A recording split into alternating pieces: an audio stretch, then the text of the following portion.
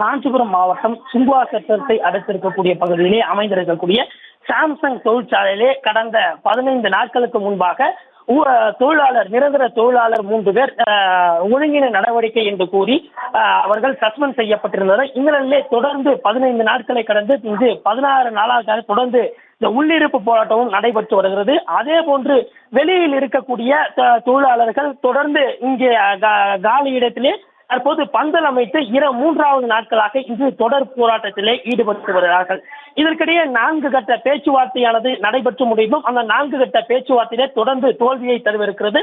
இதன் காரணமாக தொடர்ந்து இந்த உற்பத்தி பாதிப்பு ஏற்படக்கூடாது என்பதற்காக சாம்சங் தொழிற்சாலை நிர்வாகமானது தினக்கூலி அடிப்படையிலே தொழிலாளர்களை அங்கே தொடர்ந்து தேர்வு செய்து தொடர்ந்து பணியில் அமர்த்தி வருகிறது. இதன் காரணமாக தொடர்ந்து இன்றைய தினம் 16வது நாளாக உள்ளிருப்பு போராட்டத்திலே ஈடுபட்டு வரக்கூடிய தொழிலாளர்கள் தொடர்ந்து இந்த தற்போது உற்பத்தி நடைபெற்று வரக்கூடிய அந்த இடத்திலே தற்போது உள்ளே ப்ரொடக்ஷன் ஏரியா என்று சொல்லப்படக்கூடிய அந்த ப்ரொடக்ஷன் பிளான்ட்லே தற்போது அமர்ந்து தொடர்ந்து அந்த உள்ளிருப்பு போராட்டத்திலே ஈடுபட்டு வருகிறார்கள்.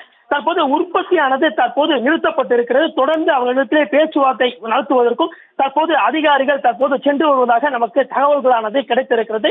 தொடர்ந்து சாம்சங் தொழிற்சாலையிலே தற்போது உற்பத்தியானது நிறுத்தப்பட்டு தொடர்ந்து தொழிலாளர்கள் தற்போது உள்ளிருப்பு போராட்டத்தில் ஈடுபட்டு வருவதன் காரணமாக தற்போது தொழிற்சாலையிலே சற்று பரபரப்பான ஒரு சூழலானது நிலவி வருகிறது.